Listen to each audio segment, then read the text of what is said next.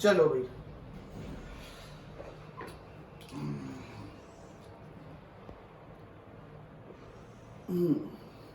चलिए last time पे अपन ने वेक्टर पढ़ा था, कोऑर्डिनेट से वेक्टर में बदलना सीखा था हम लोगों ने।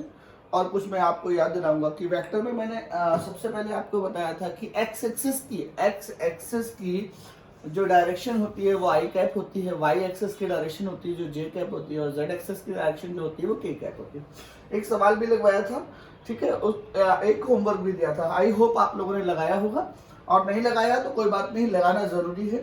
ठीक है, आज हम लोग बात करेंगे टाइप्स ऑफ वेक्टर की। सबसे पहला वेक्टर है पोजीशन वेक्टर। सबसे पहला वेक्टर है पोजीशन वेक्टर। पोजीशन वेक्टर क्या होता है? पोजीशन वेक्टर होता है the vector shows the position of point with respect to origin, with respect to origin in vector form. The vector shows the position of the point with respect to origin in vector form। चलिए मैं एक example के सहायता से आपको बताता हूँ। जैसे फॉर एग्जांपल ये हमारे दो एक्सिस है, ये x है और ये क्या है y। अच्छा, अगर ये x और ये y है, जहां पर x और y मिल रहे हैं, ये क्या कहलाएगा? ओरिजिन कहलाएगा। ठीक है, हमारे पास दो कोऑर्डिनेट है, एक है 3,4, एक है 3,4। 3 और 4 पे पहुंचने के लिए x एक्सिस पर कितना चलेंगे बेटा? हम 3 चलेंगे। x एक्सिस पर हम चलेंगे 3 और y एक्सिस पर चलेंगे हम 4। तो चलिए देखिए, x एक्सिस पर हम चलते हैं 3 और y एक्सिस पर चलते हैं 4 और हम पहुंच जाते हैं यहां। अच्छा, तो क्या ये जो 3 है और ये जो 4 है, इसमें से कौन सा पोजीशन वेक्टर है? नहीं, इनमें से कोई भी पोजीशन वेक्टर नहीं। पोजीशन वेक्टर हमेशा ओरिजिन से उस पॉइंट की तरफ खींचा जाएगा। This is called position vector. ये होगा पोजीशन वेक्टर जो कहां जाएगा? ओरिजिन से उस पॉइंट की ओर जहां पर हमें पोजीशन मानी गई। और इसका जो एरो होगा, इसका इस वेक्टर का, पोजीशन वेक्टर का एरो मतलब जो डायरेक्शन होगी वो उस पॉइंट की ओर होगी, ये कहलाएगा पोजीशन वेक्टर। अगर इस पोजीशन वेक्टर को लिखना चाहें, अगर इस पोजीशन वेक्टर को आर से रिप्रेजेंट करें या ओपी से रिप्रेजेंट करें, तो vector R is equal to आप क्या लिखोगे? 3i cap plus 4j cap. इस तरह से पोजीशन वेक्टर को लिखते हैं। पोजीशन वेक्टर क्या बताता है? पोजीशन वेक्टर किसी पर्टिकुलर पॉइंट की पोजीशन को बताता है। किसी पर्टिकुलर पॉइंट की क्या बताता है? Position with respect to origin, वो कहां पर रखा हुआ है। इसमें कोई दिक्कत वाली बात तो नहीं होगी। आपको ये लग रहा होगा सर ने फिर कोऑर्डिनेट से वेक्टर निकालना सिखा दिया। नहीं, ये कोऑर्डिनेट से वेक्टर निकालना नहीं है, ये है अगर हमने ओरिजिन से कंसीडर किया है तो ओरिजिन से पोजीशन वेक्टर, उस पोजीशन, उस पर्टिकुलर कोऑर्डिनेट की पोजीशन की डायरेक्शन भी यहां से निकाली जा सकती है, इसलिए ये पोजीशन वेक्टर कहलाता है। यहाँ नोट पॉइंट ये है कि पोजीशन वेक्टर का जो हेड होगा, पोजीशन वेक्टर का जो क्या होगा?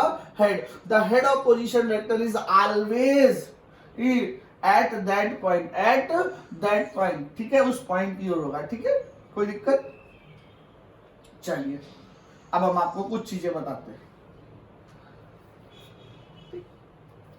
इसमें कोई दिक्कत तो नहीं है। इसी तरह से पोजीशन वेक्टर आप लोग कर सकते हैं। पोजीशन वेक्टर करने के लिए हमें ओरिजिन मानना पड़ेगा, जो कोऑर्डिनेट दिए होंगे वहीं से कर लेंगे। लेकिन अभी कभी कभी क्या होता है, नेक्स्ट क्वेश्चन कुछ और बताते हैं। चलिए आगे बढ़ते हैं। पोजीशन वेक्टर के बाद अपन बात करेंगे नेगेटिव वेक्टर की। किसकी बात करेंगे? Negative vector. चलिए इसको रफ कर देते हैं। नेगेटिव वेक्टर,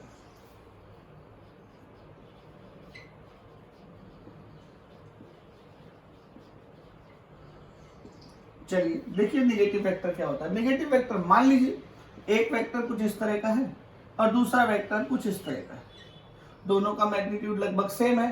क्या दिख रहा है दोनों में? दोनों में ये दिख रहा है कि एक का एरो इधर है, एक का एरो इधर है। यानी वेक्टर ए अगर ये है और ये वेक्टर बी है, तो ए और बी का मैग्नीट्यूड तो सेम है लेकिन इनकी डायरेक्शन अलग अलग है। तो हम लिख सकते हैं vector A is equal to minus vector B. तो जो बी वेक्टर है वो ए वेक्टर का नेगेटिव वेक्टर है, और जो ए वेक्टर है वो बी वेक्टर का नेगेटिव वेक्टर है। इसे अपोजिट वेक्टर भी कहते हैं। इनमें मैग्नीट्यूड सेम होगा। क्या होगा? Same magnitude. क्या होगा? Same magnitude with opposite direction, with opposite direction. ठीक है, दो वेक्टर जिनका मैग्नीट्यूड क्या हो, सेम हो और उनकी डायरेक्शन अपोजिट हो तो वो क्या कहलाते हैं, negative vector. Negative vector question करने में बहुत काम आएगा जब हम एक्सेलरेशन निकालेंगे, a is equal to delta v by delta t लगाएंगे तो ये बहुत काम आएगा, तो निगेटिव वेक्टर को याद रखेंगे। ठीक है, चलिए इसको रफ करते हैं। निगेटिव वेक्टर के बाद, ठीक है, अब हम लोग एक डायरेक्शन देख लेते हैं जो हम लोग यूज करते हैं, थोड़ा सा डायरेक्शन के बारे में जान लेते हैं। ठीक है, चलिए, इससे कितने लोग परिचित हैं, ईस्ट, वेस्ट, नॉर्थ, साउथ। लगभग सभी को ये मालूम होगा भाई कि ये ईस्ट डायरेक्शन होती है, ये वेस्ट डायरेक्शन होती है, ये नॉर्थ होती है और ये साउथ होती है। ठीक है, अगर हम तुमसे कहें अ car is moving towards east direction तो तुम्हें पता चल जाएगा कि सर ये ईस्ट डायरेक्शन में एक कार मूव कर रही है, a car is moving in east direction. अगर मैं कहूं अ car is moving north direction तो इस डायरेक्शन में चलेगी, अ car is moving west direction तो इस डायरेक्शन में चलेगी, अ car is moving south direction तो इस डायरेक्शन में चलेगी, इसमें कोई दिक्कत तो नहीं है। अगर मैं कहूं अ car is moving north east direction, कौन सी डायरेक्शन, नॉर्थ ईस्ट डायरेक्शन, तो ये होगी north east direction. North east हमेशा ईस्ट से 45 डिग्री बनाएगी और नॉर्थ से भी कितना बनाएगी, 45, नॉर्थ ईस्ट डायरेक्शन। कोई दिक्कत वाली बात तो नहीं। अगर मैं बोलता हूं नॉर्थ ईस्ट डायरेक्शन तो वो नॉर्थ और ईस्ट के बीच में होगी और दोनों से एंगल कितना बनाएगी, 45, लाइक दिस। अगर मैं कहूं नॉर्थ वेस्ट तो नॉर्थ वेस्ट भी क्या होगी, इस डायरेक्शन में होगी और यहाँ पर कितने डिग्री बनाएगी, 45 डिग्री बनाएगी। कोई दिक्कत वाली बात तो नहीं है।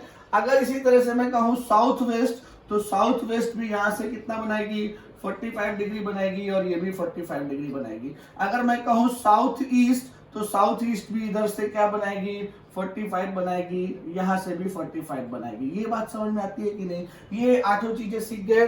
अगर ईस्ट बोलता है तो इधर, नॉर्थ बोलता है तो इधर, साउथ बोलता है इधर, वेस्ट बोलता है इधर, नॉर्थ ईस्ट बोलता है तो इधर, साउथ वेस्ट बोलता है तो इधर, और ईस्ट साउथ या साउथ ईस्ट बोलता है तो इधर और नॉर्थ वेस्ट बोलता है तो इधर, ये 45 डिग्री बनेंगे। इसमें कोई दिक्कत वाली बात तो नहीं होगी। लेकिन अब एक क्वेश्चन सुनो, क्वेश्चन में इस डायग्राम में ड्रॉ करना है। ठीक है, क्या ड्रॉ करना है, a car is moving 30 degree north of east.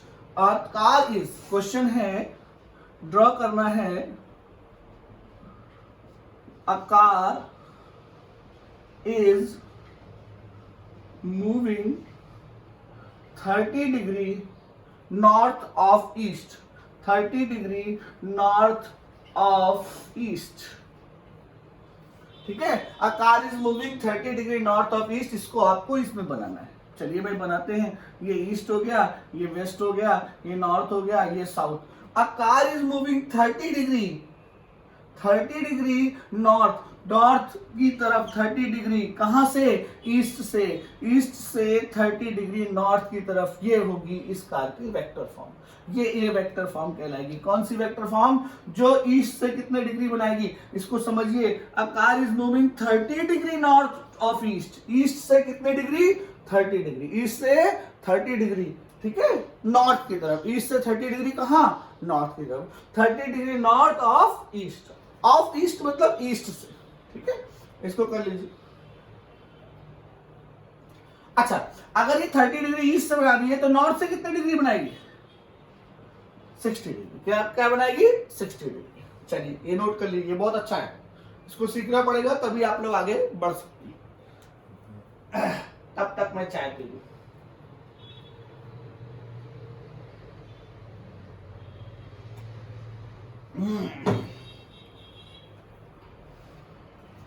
कैसा चल रहा है भाई तुम लोग का, कुछ कर रहे हो कि नहीं, कर रहे बैठे ओ। चलिए मैं इसको रफ कर देता हूं। चलिए अगला देखते हैं। आगे मैं 2-1 क्वेश्चन और कराता हूं, आदत डालिए इसकी, ठीक है। चलिए मैं आपको कहता हूं, ठीक है, मैं आपको 2-3 चीजें देता हूं, आप लोग को लगाना है, ठीक है। सबसे पहले 10 degree west of north, 10 degree west of north, 10 degree west of north. North से कितने डिग्री, 10 डिग्री, किस तरफ, वेस्ट की तरफ। तो 10 degree west of north, 10 degree west of north, north से वेस्ट की तरफ कितने डिग्री, तो इसे लिखेंगे 10 डिग्री वेस्ट ऑफ नॉर्थ। ये दूसरे नाम से भी जाना जाएगा, कितना देखो जरा इसका, 80 डिग्री नॉर्थ ऑफ वेस्ट, यही तो बोलेंगे 80 degree north of west, west से 80 डिग्री। इसमें कोई दिक्कत क्योंकि इन दोनों के बीच का एंगल कितने डिग्री होता है, कितने डिग्री होता है 90 डिग्री, ठीक है। अच्छा मैं 20 डिग्री साउथ ऑफ वेस्ट बोलता हूं, मैं 20 डिग्री साउथ ऑफ वेस्ट बोलता हूं, वेस्ट से कितने डिग्री 20 डिग्री किस तरफ, साउथ की तरफ। ये देखिए 20 डिग्री साउथ ऑफ वेस्ट, इसका ये लिख देता हूं मैं 20 डिग्री साउथ ऑफ वेस्ट। अच्छा इसका साउथ से क्या बनेगा, 80 डिग्री बनेगा कि नहीं बनेगा, तो क्या लिखेंगे 80 degree west of south, 80 degree west of south. इसमें कोई दिक्कत वाली बात तो नहीं है, इसको बहुत अच्छे से पढ़ लीजिए क्योंकि जब हम 1D और 2D रिलेटिव मोशन पढ़ाएंगे, सॉरी 2D रिलेटिव मोशन पढ़ाएंगे तो इसमें बहुत काम आने वाली चीज है, ठीक है ठीक है। अगला देखिए 40 degree east of south, 40 degree east of south, 40 degree east of south, south से कितने डिग्री 40 डिग्री किस तरफ, ईस्ट की तरफ, ये कहलाएगा 40 degree east of south, 40 degree east of south, south से कितने डिग्री 40 डिग्री। और इसको क्या कहेंगे 50 degree south of east, 50 degree south of east कहेंगे। इसमें कोई दिक्कत वाली बात तो नहीं होगी, इसको नोट कर लीजिए, ये एक अच्छी चीज है, याद रखिए, ध्यान से सुनिए। 10 डिग्री वेस्ट ऑफ नॉर्थ मतलब हम नॉर्थ से 10 डिग्री किस तरफ चलेंगे, वेस्ट की ओर, नॉर्थ से 10 डिग्री किस तरफ चलेंगे, वेस्ट की ओर, ठीक है।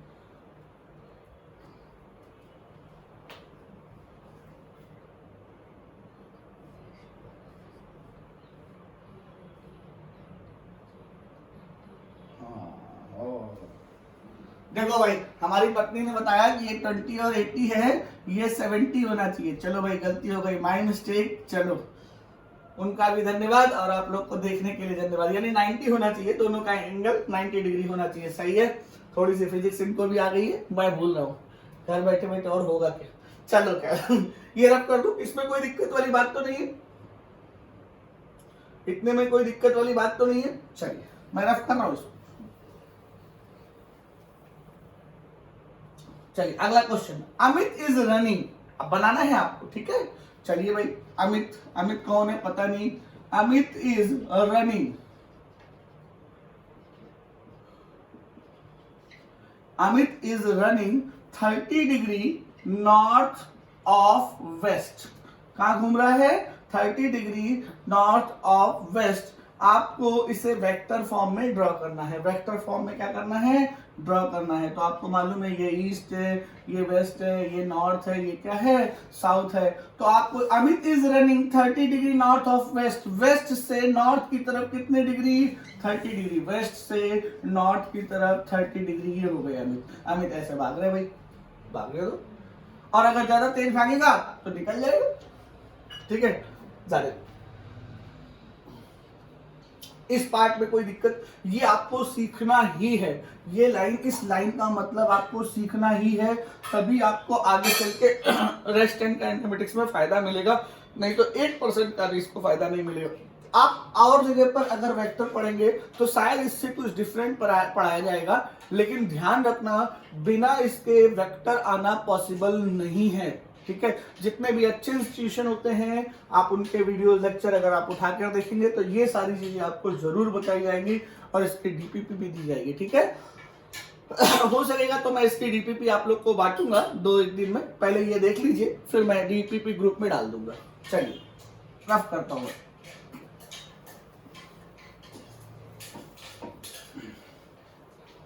अगली हेडिंग है magnitude of any vector, magnitude of any vector।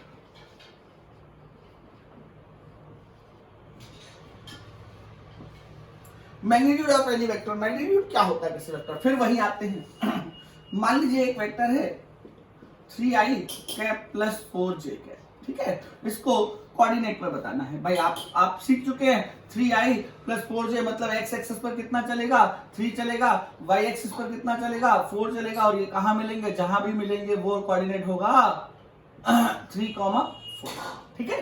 अच्छा भाई 3,4 यही होगा कि नहीं होगा, ये x एक्सिस है, ये y एक्सिस है, ये ओरिजिन है, और ये है 3,4। अच्छा, इसका यही तो मतलब है x एक्सिस पर कितना चले 3 और y एक्सिस पर कितना चले 4। अब जो वेक्टर, जो पोजीशन वेक्टर होता था वो ऐसे बनाते थे,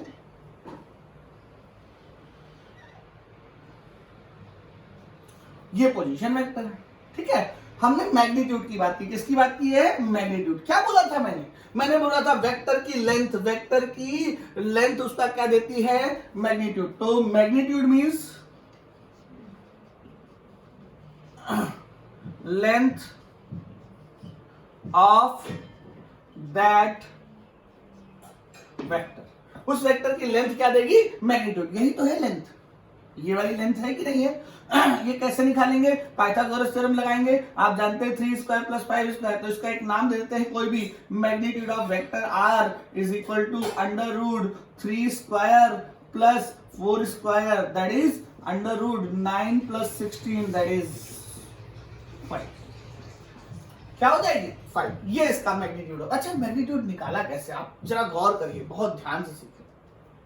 वेक्टर अगर 2D में है तो उसका एक कंपोनेंट x होता है और एक कंपोनेंट क्या होता है y, और हम पाइथागोरस लगाते हैं under root x square plus y square. अच्छा, अगर हमारा वेक्टर ऐसा होता, vector r is equal to a i cap plus b j cap, तो आप मैग्नीट्यूड कैसे निकालते हैं। अरे सर बहुत सिंपल है, under root a square plus b square ऐसे लगा देते हैं। क्यों, यही किया है सर हमने। देखिए vector r is equal to 3 का स्क्वायर प्लस 4 का स्क्वायर, कोई दिक्कत वाली बात तो नहीं है। उसी तरह से अगर वेक्टर r इस तरह से दिया है और हमें ये निकालना है मैग्नीट्यूड ऑफ वेक्टर r, याद है लास्ट लेक्चर। देखो बेटा, लेक्चर को बार बार देखा करो, अगर आपको एक बार में नहीं समझ में आता तो लेक्चर को बार बार देखना है आपको, ठीक है। वीडियो लेक्चर इसीलिए भेजे जाते हैं कि आप उसको बार बार देखो, क्योंकि जब क्लास चलती है तो सामने सामने डिस्कशन हो जाता है, हमें भी समझ में आता है कि आपको आया कि नहीं है। इस जगह पर हम ये नहीं समझ सकते आपको समझ आया कि नहीं है। तो अब हम कोशिश ये करते हैं कि आप लेक्चर को बार बार देखें। हो सकता है कोई चीज आपके दिमाग से मिस हो गई हो, आप वीडियो लेक्चर देख रहे हो, मम्मी ने बुला लिया, पापा ने कुछ कह दिया, कुछ ऐसा ऐसा हो गया, तो ध्यान दीजिए। पहला लेक्चर्स को रात में देखो, दूसरा उसको पूरा देखो और उसको रिपीटेशन में देखिए। जितनी बार आप रिपीट करेंगे उतनी बार आपको समझ आएगा और अच्छा भी लगेगा।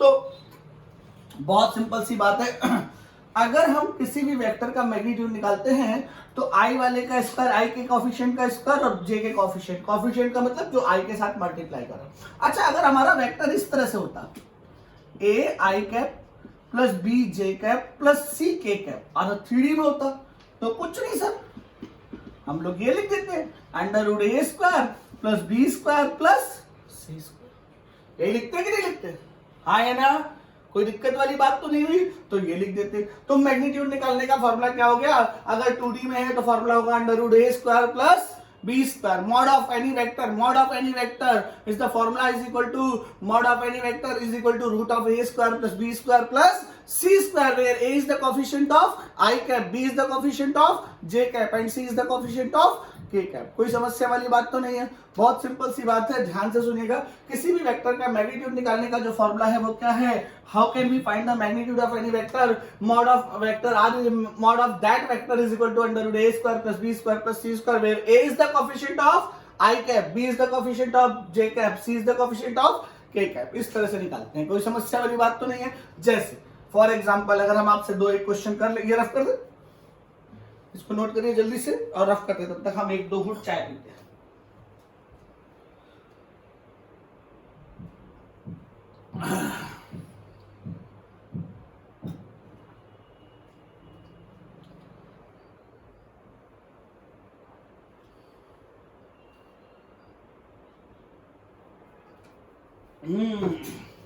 चलते चलते मेरे ये गीत याद रखना, कभी अलविदा ना कहीं।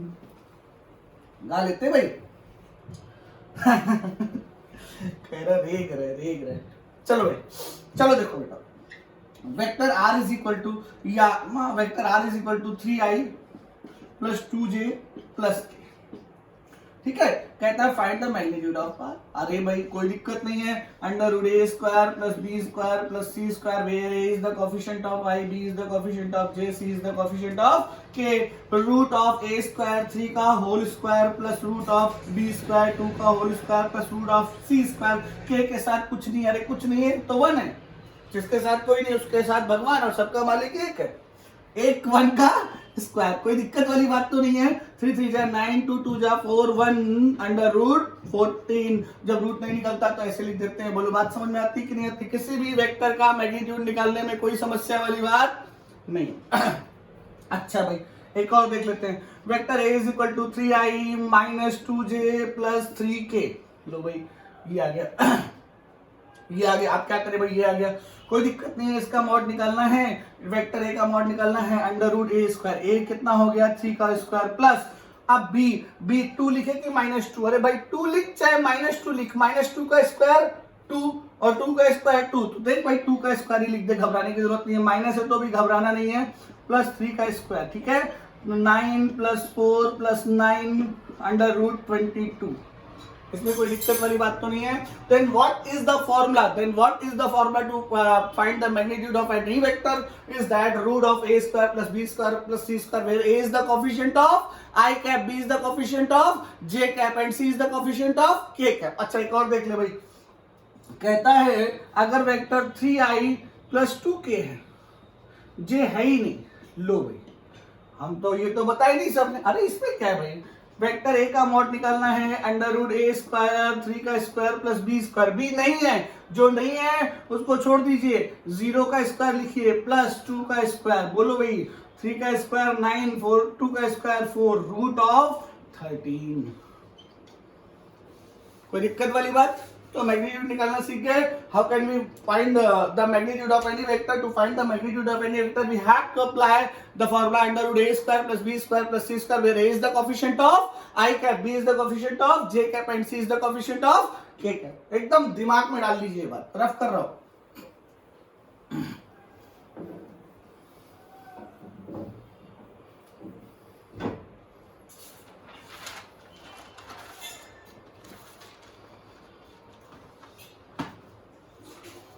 चलो भाई अब ध्यान रखें, आप लोग कुछ चीजें आपको याद करनी पड़ेंगी। देखिए आप लोग मैथ्स में जाकर ट्रिग्नोमेट्री के जो फॉर्मूले हैं, साइन की वैल्यू, साइन 0 की वैल्यू, साइन 30 की वैल्यू, साइन 45 की वैल्यू, साइन 60 की वैल्यू, क्योंकि मैथ्स बहुत जरूरी है, साइन 90 की वैल्यू आपको याद रखनी है। साइन में आप जानते हैं 0 की वैल्यू क्या होती है, 0, 30 1/2, 45 1/√2, 60 √3/2, साइन 90 1। कॉस में उल्टा हो जाता है, 1 इधर आ जाता है, √3/2 इधर आ जाता है, 1/√2 इधर आ जाता है, 1/2 इधर आ जाता है, 0 इधर आ जाता है। ये आप याद रखें, साइन कॉस टेन, 3 वैल्यू तो आपको याद रखनी ही पड़ेगी, इसमें कोई भी कोताही नहीं बरतेंगे, इसको याद जरूर करेंगे, ठीक है। अब ये याद करने के साथ साथ, साइन कॉस 10 की वैल्यू याद करने के साथ साथ, एक जो स्टैंडर्ड ट्रायंगल है, स्टैंडर्ड ट्रायंगल कहते हैं बेटा, इसको ध्यान रखिएगा। स्टैंडर्ड ट्रायंगल क्यों कहते हैं उसकी बात हम आपको समझाते हैं। 3, 4 और 5 का एक स्टैंडर्ड ट्रायंगल बनाया जाता है, इसे बोलते हैं स्टैंडर्ड ट्रिग्नोमेट्रिक ट्रायंगल। यहाँ पर आपको ये वैल्यू याद रखनी, ये एंगल 37 होता है, ये एंगल 90 होता है, ये एंगल 53 होता है। क्या होता है? 53। अच्छा भाई अगर हम यहां से कहें आपसे कि साइन 37 की वैल्यू, किसकी वैल्यू? साइन 37, साइन थीटा क्या होता है? Perpendicular divided by hypotenuse is equal to 3/5। लग रहा होगा कि ये तो फिजिक्स की जगह मैथ पढ़ाने लगा, नहीं बेटा ऐसा कुछ नहीं, ये आपको याद रखना पड़ेगा, ठीक है। cos 53 is also 3/5। कैसे पता चल गया सर? cos 50 के लिए ये बेस हो जाएगा और ये हाइपोटेन्यूज हो जाएगा, बेस बाय हाइपोटेन्यूज, ठीक है, कोई दिक्कत? अच्छा भाई cos 37 इज इक्वल टू 4/5 और sine 53 also is equal to 4/5। ये वैल्यू आपको याद रखनी ही पड़ेगी। याद रखो साइन का 37 3/5 होता है। साइन का 37 क्या होता है? 3/5। साइन का 37 क्या होता है? 3/5। अच्छा, कॉस का 37 क्या होता है? 4/5। साइन का 37 3/5। ये बिल्कुल याद रखना है आपको, ठीक है? ये याद रहेगा तभी आगे के क्वेश्चन लगेंगे, क्योंकि सारे देखिए जेई मेंस और एडवांस में इस ट्रायंगल का सबसे ज्यादा यूज होता है और मेडिकल में भी यूज होने लगा है। तो इसलिए ये नहीं सोचना है कि ये हमारे लिए नहीं, ये सबके लिए आपको पढ़ना ही पड़ेगा, ठीक है? ओके अच्छा, थोड़े दिन में चिराग सर वीडियो डालने वाले हैं। चिराग सर वीडियो डालेंगे डिफरेंशिएशन का, तो डिफरेंशिएशन का वीडियो जरूर पढ़े और मेडिकल वाले पक्का पढ़े, ठीक है? बिना डिफरेंशिएशन के फिजिक्स आनी पॉसिबल नहीं है। डिफरेंशिएशन, इंटीग्रेशन और ग्राफ के लिए मैंने उनको कहा है, तो वो वीडियो डालेंगे, ठीक है? ध्यान दीजिएगा। Sine 37 3/5, cos 37 4/5, cos 53 3/5, sin 53 4/5। ये आपको याद रखनी है। ये वैल्यू याद रहेगी तो कोई गलत बात नहीं है, ठीक है? मैं एक साइड पर ये वैल्यू आप लोग लिख भी लीजिए और याद कर लीजिए। रट्टा मार लो, इसको लिख लो, यहाँ पर रट्टा मार लो, नहीं तो फिजिक्स नहीं आएगी। बिल्कुल याद कर लीजिए इसको।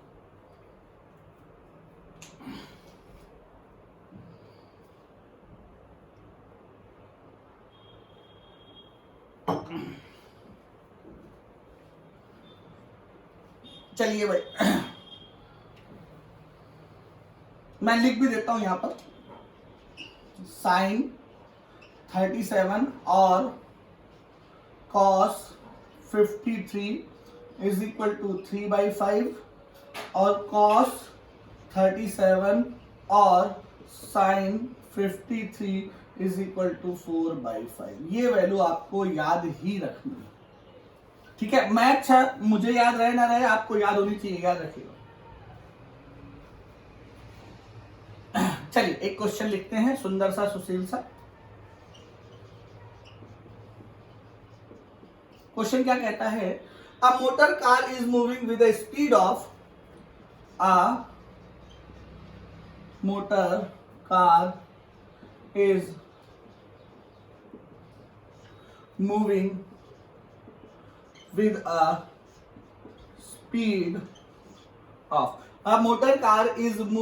speed of 5 meter per second 37 degree north of east.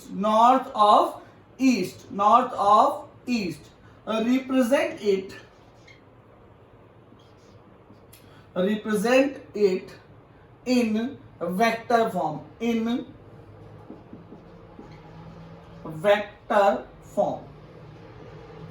और ब्रैकेट में दिया है इन IJK, यानी आपको IJK की फॉर्म में बताना है। ऐसा नहीं कि आप केवल एरो बना के छोड़ दे और कहें कि सर हमारा हो गया, इसको बताना है IJK की फॉर्म में, ठीक है?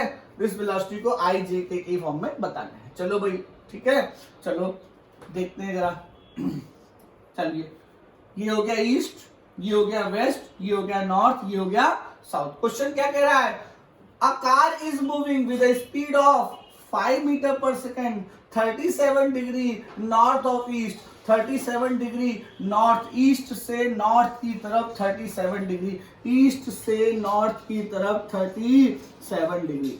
एक कार जो है वो 37 डिग्री से ईस्ट से नॉर्थ की तरफ जा रही है, ये, और इसकी स्पीड दी हुई है 5 मीटर पर सेकेंड। तो ये वाली वैल्यू कितनी है?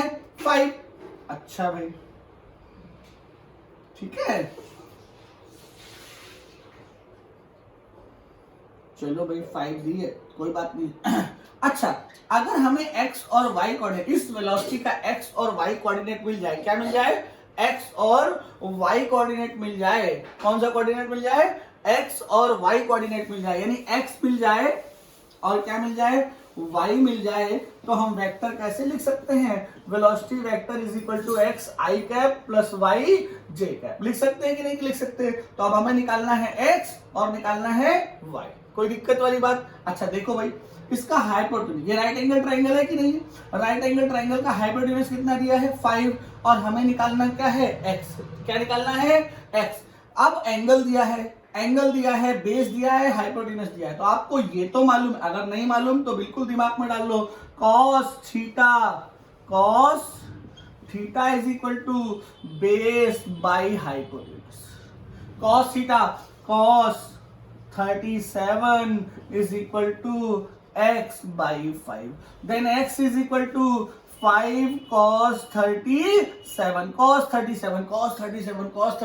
क्या थी value 4 by 5. Then x is equal to 5 into 4 by 5 यानी आ गया 4।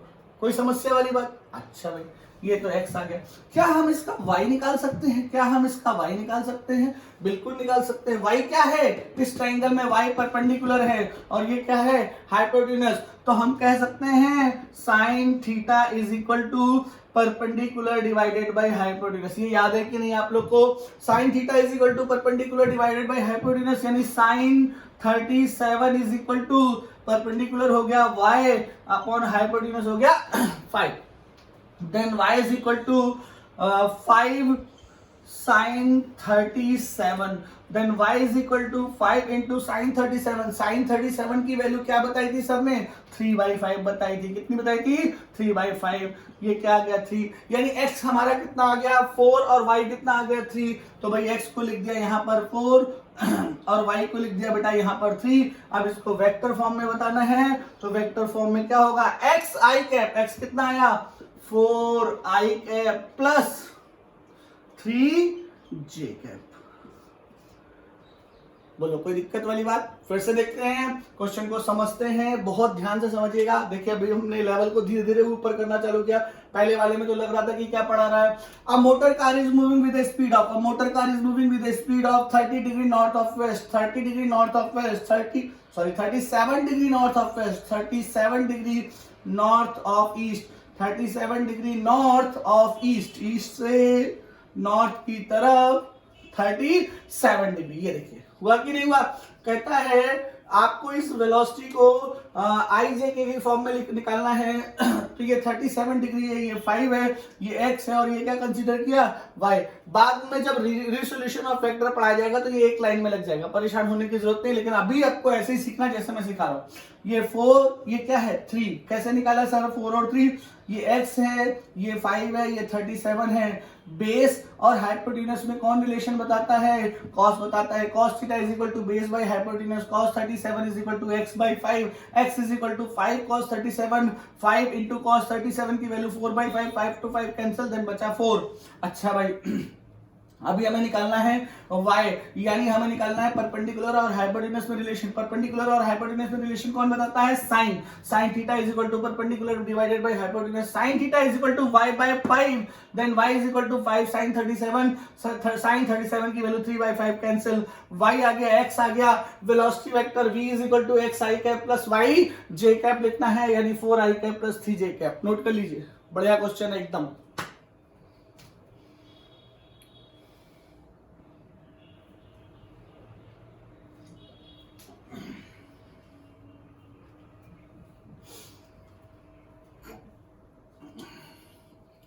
आप जैसे जैसे धीरे धीरे लेक्चर देखेंगे वैसे वैसे आपको मजा आएगा।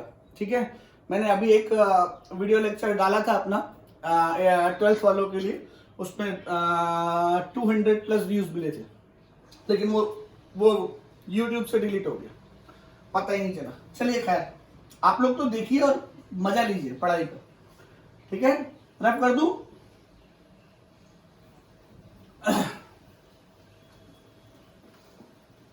तो मैथ्स आपका पीछा नहीं छोड़ रही है, चाहे आप बायो लें और चाहे आप मैथ्स लें। चलो भाई अगला क्वेश्चन, बहुत बढ़िया क्वेश्चन है, ध्यान से सुनिएगा। आप लोग खुद लगाएंगे या एक्चुअल मैं आपके साथ हूं, मैं आपको लगवाऊंगा, टेंशन लेने की जरूरत नहीं। Question, a force is a vector or scalar? Vector. A force of 20 Newton acts on a particle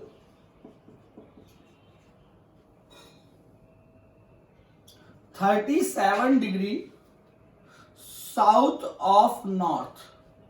37 degree south of north, north की तरफ, नॉर्थ से साउथ की तरफ 37 डिग्री, ठीक है। कन्वर्ट इन या represent it in vector form, that is i j k. समझ आया question? Same type of illustration है, सेम टाइप ऑफ क्वेश्चन है, कोई दिक्कत नहीं है सर, हम लगा सकते हैं, हमने सीखा भी हुआ है। East, west, north, south. चलिए सर आइए साथ दीजिएगा। साउथ की तरफ नॉर्थ से 37 डिग्री लीजिए, साउथ की तरफ नॉर्थ से 37 डिग्री, लॉजिक यही कहता है ये 53 डिग्री हो जाएगा, हाँ या ना? अच्छा भाई, ऐसे कर दिया और इसको ऐसे आगे बढ़ा दिया, ठीक है। अच्छा, फोर्स कितना है 20, यानी ये वैल्यू जो हो गई हाइपोटेन्यूज की वैल्यू कितनी हो गई 20, कितनी हो गई 20। ये एंगल 37 है, ये 20 हो गई, ठीक है। ये 53 है। अब हमारा ये x है और ये क्या है y, हाँ या ना? अच्छा, अगर हम इसका, अगर ये फोर्स है तो फोर्स को किससे रिप्रेजेंट करेंगे? f। वेक्टर फॉर्म लिखना चाहते हैं तो क्या लिखेंगे? x I cap plus Y J cap, यही तो लिखेंगे। लेकिन यहां पर x किस डायरेक्शन में है? किस डायरेक्शन में है? ओरिजिन से लेफ्ट साइड है, ओरिजिन से लेफ्ट साइड है, तो क्या हो जाएगा माइनस एक्स आई कैप। क्या हो जाएगा? माइनस एक्स आई कैप। और y तो क्या है ऊपर की ओर होता है, तो y पॉजिटिव है तो प्लस एक्स। यानी अब हमारे सामने दो वैल्यू निकालनी है, एक x की और एक y की। देखो ये राइट एंगल ट्राइंगल है कि नहीं है, या नहीं? राइट एंगल ट्राइंगल है, और राइट एंगल ट्राइंगल में हमें क्या दिया हुआ है? हाइपोटेन्यूज दिया हुआ है, बेस निकालना है और एंगल दिया हुआ है। तो बेस निकालने के लिए क्या करेंगे? बोलिए बोलिए। Cos theta is equal to base divided by hypotenuse. तो कॉस थीटा कितना है? कॉस 53। कैसे पता सर? अरे भाई ये 37, ये पूरा 90, तो ये कितना बचा 53। 90 में से 37 हटाएंगे तो कितना बचेगा 53। cos 53 is equal to base. What is the base? x. And what is the hypotenuse? Hypotenuse 20 है। x is equal to 20 cos 53. The value of cos 53 3/5, 5 4 that is 3 4 12। x की वैल्यू कितनी आ गई मेरे बेटा? 12। x की वैल्यू कितनी आ गई? 12। कोई दिक्कत वाली बात तो नहीं है? चलो भाई, x की वैल्यू आ गई। सर अब हम y की वैल्यू निकालेंगे। कैसे निकाल ले? y क्या है? परपेंडिकुलर, और ये 20 क्या है? हाइपोटेन्यूज। परपेंडिकुलर और हाइपोटेन्यूज में कौन बताता है relation? Sine theta is equal to perpendicular divided by hypotenuse. Sine theta कितना हो जाएगा? Sine 53 is equal to perpendicular. What is the perpendicular? Y. And what is the hypotenuse? 20. Then y is equal to 20 sin 53 is equal to 20 into sin 53. The value of sin 53 is 4/5. 5 4 4 4 16. तो आपका resultant x की value कितनी आई? 12। y की value कितनी आई? 16। तो force क्या आ जाएगा?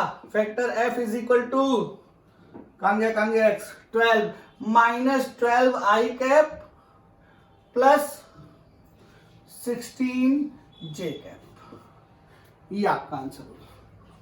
देख लीजिए, समझ लीजिए, ठीक है। अभी रीसोल्यूशन ऑफ वेक्टर पढ़ाएंगे तो ये सारे क्वेश्चन एक लाइन में लगेंगे, एक लाइन में, आपको दिक्कत नहीं होगी। लेकिन अभी आपको ऐसे ही समझना है जैसे आपको समझाया जा रहा है, ठीक है। ध्यान दीजिए, ओके। जल्दी से इसको नोट करिए, बढ़िया क्वेश्चन है, अच्छा क्वेश्चन है।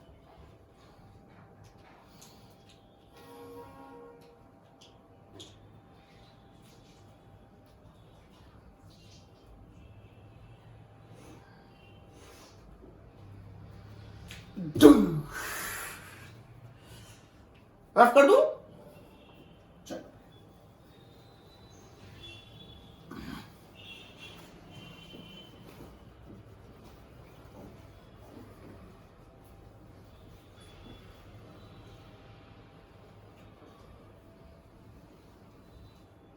चलिए कुछ चीजें आपको सिखाना चाहते हैं, ध्यान से सुनिएगा।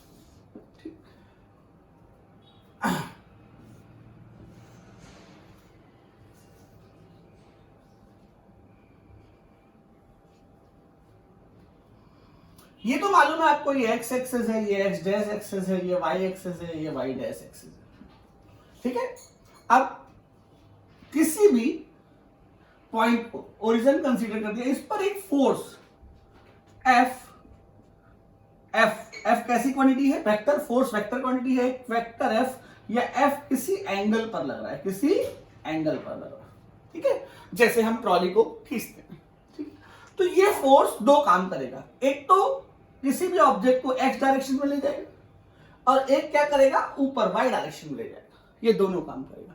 तो हम कह सकते हैं इस फोर्स के दो कंपोनेंट हैं, there are two component of this force, one is in X direction and other is in Y direction, other is in Y direction. Then what component should act in x direction? Then the component that is acting in x direction is f cos theta, f cos theta, and in y direction is f sin theta. इसको अभी आपको ध्यान रखना है, बाद में इसको सिखाया भी जाएगा कि ये कैसे आएगा।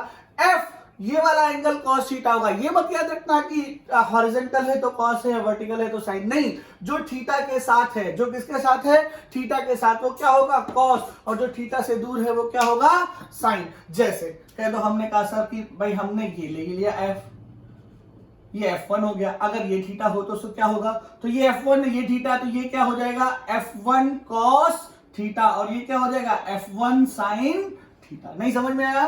अच्छा भाई ठीक है, ये देखो ये थीटा ले लिया, ठीक है, और ये f2 कर दिया, अगर ये थीटा है तो ये f2 है, तो ये क्या हो जाएगा f2 cos थीटा, और ये क्या हो जाएगा f2 sin थीटा। समझ में आया कि नहीं आया? किसी भी वेक्टर को उसके दो कंपोनेंट में ब्रेक कर सकते हैं, ये दोनों कंपोनेंट एक दूसरे के क्या होने चाहिए, परपेंडिकुलर होने चाहिए, कोई दिक्कत वाली बात तो नहीं है। आप इस देखिए, इस वाले को देखिए, मान लीजिए f3 है और ये एंगल थीटा बना रहा है, तो ये f3 एंगल थीटा बना रहा है, तो ये क्या हो जाएगा f3 cos थीटा, और ये वाला क्या हो जाएगा f3 sin थीटा। फिर से देखिए, घबराने की जरूरत नहीं है, ये f ऐसे लग रहा है, क्या लग रहा है, ऐसे, और ये एंगल इधर थीटा दिया है, तो ये वाला f का cos कंपोनेंट इधर चला जाएगा, f cos थीटा, और ये वाला हो जाएगा f sin थीटा। याद क्या रखना है, थीटा के साथ वाला cos का कंपोनेंट होगा और थीटा से दूर वाला किसका होगा, sin का। बिल्कुल यही याद रखना है कि थीटा के साथ वाला किसका कंपोनेंट होगा, cos का, और थीटा से दूर वाला किसका कंपोनेंट होगा, sin का। बिल्कुल दिमाग में डाल लीजिए। ये इसे कहेंगे, किसी भी फोर्स को इनफाइनाइट कंपोनेंट में तोड़ा जाता है, हम यहाँ टू कंपोनेंट में तोड़ेंगे जो क्या होंगे, एक दूसरे के परपेंडिकुलर होंगे। क्या होंगे, परपेंडिकुलर। इसको भी देख लीजिए, इसको याद कर लीजिए, रट्टा मार लीजिए, ठीक है। इसके दो एक क्वेश्चन भी कराएंगे, एकदम दिमाग में डाल लीजिए। रफ कर दे, रफ कर दे, चलिए छोटे छोटे क्वेश्चन करा रहे हैं। ये छोटे छोटे क्वेश्चन जो हैं, ये बड़े क्वेश्चन का बेस है। ध्यान दीजिएगा, जब बड़े क्वेश्चन लगा देंगे, इससे अभी कुछ भी नहीं पूछा गया है, जेई नीट या इस जगह पर कुछ भी नहीं। ये जो हम बड़े क्वेश्चन लगाएंगे, हम उसका बेसिक आपको अभी से तैयार कर रहे हैं। देख लीजिए, लेट अस सपोज 20 न्यूटन का एक फोर्स किसी ऑब्जेक्ट पर, 20 न्यूटन का एक फोर्स किसी ऑब्जेक्ट पर वर्टिकल से, कहां से, वर्टिकल से 37 डिग्री पर लग रहा है। कहां से, वर्टिकल से 37 डिग्री पर लग रहा है। आपको हॉरिजॉन्टल कंपोनेंट और वर्टिकल कंपोनेंट ऑफ फोर्स निकालना है। क्या निकालना है, horizontal component and vertical component of that force निकालना है। अरे भाई ये 20 लग रहा है कि नहीं लग रहा, ये थीटा ये है, हाँ या ना। अगर ये वर्टिकल कंपोनेंट Fy है तो ये 20 cos थीटा यानी 20 cos 37 कहां लगना चाहिए, इस डायरेक्शन में लगना चाहिए। Then Fy is equal to 20 cos 37 4/5 5 4 यानी क्या हो जाना चाहिए, 60 न्यूटन। क्या हो जाना चाहिए, 60 न्यूटन। कोई दिक्कत वाली बात तो नहीं है। अच्छा, ये कंपोनेंट क्या हो गया, f cos थीटा, और ये वाला क्या हो जाएगा, fx is equal to f sin theta. हो जाएगा कि नहीं हो जाएगा, f कितना दिया हुआ है 20 into sine theta, sign theta कितना दिया हुआ है 37, तो 20 sin 37, sin 37 की वैल्यू क्या होती है 3/5, 5 4 16, 4 3 12, पक्का ना, 12 न्यूटन। लो भाई, समझ आया कि नहीं है? अच्छा भाई, जरूरी नहीं है कि एक्स कंपोनेंट हमेशा कॉस का हो। कुछ लोग सिखा देते हैं F X is equal to F cos theta, ऐसा कुछ नहीं होता। जरूरी नहीं है कि एक्स कंपोनेंट हमेशा कॉस का हो, वाई कंपोनेंट हमेशा साइन का हो, ऐसा कोई जरूरी नहीं है। हम क्या देखेंगे, एंगल, जो एंगल के साथ होगा वो कॉस का होगा, जो एंगल से दूर होगा वो हमेशा किसका होगा, साइन का। बिल्कुल दिमाग में डाल लीजिए। एफ कॉस थीटा जो है वो भी वर्टिकल कंपोनेंट हो सकता है, वो डिपेंड करता है कि एंगल कहां पर है। बात समझ में आती है? मैं फिर से सिखाना चाहूंगा, इस चीज को ध्यान से सुने, गलती बिल्कुल मत करें। अगर ये एफ है, ये थीटा है, तो ये वाला हो जाएगा एफ कॉस थीटा, ये हो जाएगा एफ साइन थीटा। अगर ये एफ है, वही एफ ये है, और ये थीटा दिया है, तो अब ये हो जाएगा एफ कॉस थीटा, और ये वाला हो जाएगा एफ साइन थीटा। बिल्कुल इसको रट्टा मार लो, दिमाग में डाल लो, बसा लो बिल्कुल।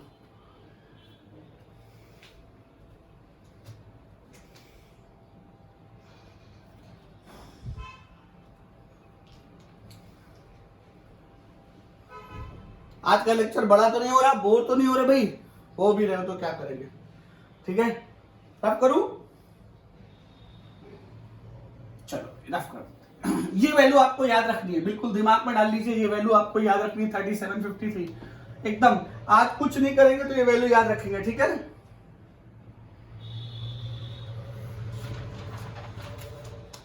चलिए कुछ क्वेश्चन लगाते हैं, आपको देते हैं, आप लोग ट्राई करिएगा, लगा लीजिएगा, ठीक है?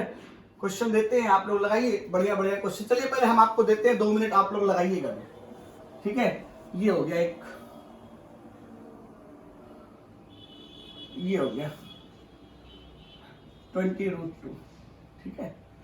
और ये 45 हो गया, ठीक है?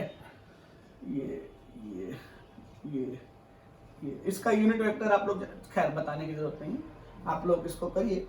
करने के बाद इसका, इस वेक्टर को आई और जे के फॉर्म में डालना है। किसके फॉर्म में? आई जे के। अच्छा, तो अगर हमें किसी वेक्टर को आई जे के फॉर्म में डालना है तो क्या लिखना पड़ता है? एक्स आई कैप प्लस वाई जे कैप, यही लिखना पड़ता है 2D में, एक्स आई कैप प्लस वाई जे कैप। इसका एक्स कंपोनेंट निकालना है और इसका वाई कंपोनेंट निकालना है। इसका कौन कौन से कंपोनेंट निकालना है? एक्स कंपोनेंट और वाई कंपोनेंट निकालना है, और देखना है कि ये ओरिजिन के इधर है कि उधर है। अगर इधर है, एक्स एक्सिस के नेगेटिव है तो नेगेटिव होगा, वाई एक्सिस के नेगेटिव है तो नेगेटिव होगा, वाई एक्सिस के पॉजिटिव है तो वो पॉजिटिव होगा, एक्स एक्सिस के पॉजिटिव है तो वो पॉजिटिव होगा। भाई देखो ये, चलो भाई 20√2 है, 20√2 ये है, तो 20√2 cos 45, ये वाला कंपोनेंट cos का होगा कि नहीं होगा? हाँ या ना बोल दो भाई। और ये क्या होगा? 20√2 sin 45 होगा कि नहीं होगा? अच्छा, ये x कहलाएगा कि नहीं कहलाएगा? Then x is equal to 20√2 cos 45। cos 45 की वैल्यू बोल दो, 20√2 इंटू 1/√2, √2 ने √2 को मार दिया, 20x इज इक्वल टू क्या आ गया? 20। लेकिन पॉजिटिव या निगेटिव? इधर है तो क्या लिखेंगे? नेगेटिव। हाँ या ना? अच्छा भाई, अब ये वाला देख लो, y component, y is equal to क्या होगा? 20√2 sin 45, sin 45 is equal to also 20√2 into 1/√2। ये कैंसिल, y नीचे है कि ऊपर? ऊपर है तो y पॉजिटिव, और नीचे है तो negative. y is equal to -20 आ गया, x आ गया, y आ गया। वेक्टर लिखना है, r vector is equal to x I cap -20 I cap -20 J. समझ आए? अरे भाई ये फोर्स लग रहा था, ये कुछ भी लग रहा था, ये वेक्टर फॉर्म थी, ये वाला कॉस कंपोनेंट होगा कि नहीं? अगर ये r है तो ये r cos थीटा होगा कि नहीं होगा? ये r है तो ये r sin थीटा होगा कि नहीं होगा? ये 20√2 है तो 20√2 cos theta and 20√2 sin theta. अच्छा, यहाँ पर थीटा क्या है? 45 है तो 45 लिख दिया। तुम्हें मालूम है cos 45 की वैल्यू 1/√2 होती है। सॉल्व किया, x की वैल्यू निकाली, y की वैल्यू निकाली और सॉल्व कर लिया। नोट करो फटाफट। आज लेक्चर थोड़ा सा बड़ा हो गया है, नाराज होने की जरूरत नहीं है, थोड़ा सा बड़ा रहेगा तो आपको पढ़ने में मजा आएगा। बाकी की तो हम बातें ही करते हैं। चलो भाई एक गाना सुना दो।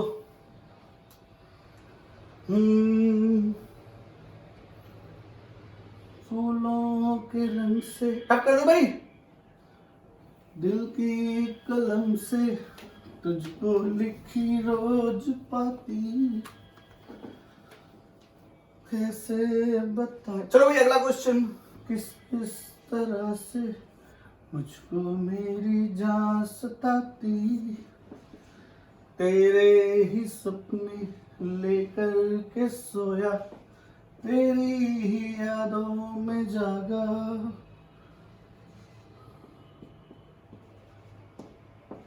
तेरे ख्यालों में उलझा रहा, जैसे कि माला में धागा।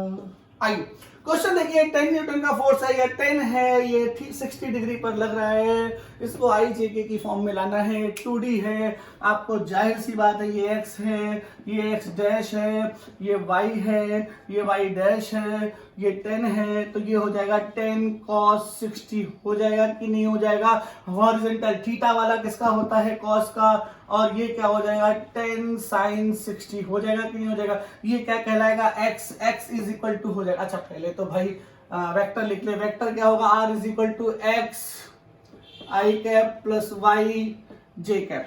x की वैल्यू क्या हो जाएगी, x की वैल्यू हो जाएगी 10 cos 60, क्या हो जाएगी 10 cos 60, 10 into cos 60 1/2 that is 5। हाँ या ना। y की वैल्यू क्या हो जाएगी, y is equal to 10 sin 60, 10 sin 60 √3/2 यानी 5 √3। आगे x और y वेक्टर लिखना है, vector is equal to 5 i cap, positive है निगेटिव दोनों पॉजिटिव हैं, 5 i cap plus √3 j cap. √3 आएगा ना, गड़बड़ तो नहीं होगा, 5 √3 तो नहीं आएगा, 5 √3 आएगा, देखो गलत करवा रहे थे, ठीक है 5 √3 j कैप। समझ आया कि नहीं आया क्वेश्चन। चलो भाई एक क्वेश्चन तुमको दे रहे हैं, लगा लेना, दिल को तसल्ली ले लेना अपनी, और हमारे दिल को भी तसल्ली हो जाएगी, ठीक है। रफ कर दूं, पक्का, पक्के से पक्का। चलो भाई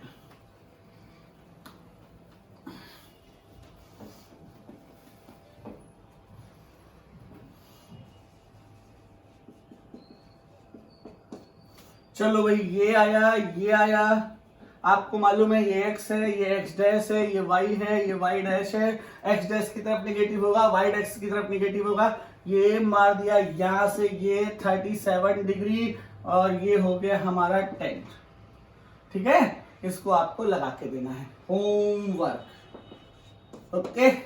चलो भाई मिलते हैं नेक्स्ट लेक्चर के साथ, थोड़ी सी गर्मी भी लग रही है, चलो बाय बाय बाय, ठीक है। घर पे रहो, इधर उधर बिल्कुल मत लिख लो, घर पे रहो, वीडियो देखते रहो, समझ में आए अच्छा लगे तो ठीक है, और नहीं समझ में आता है तो एक नंबर आपके पास है 9099646868, कॉल मी, ठीक है।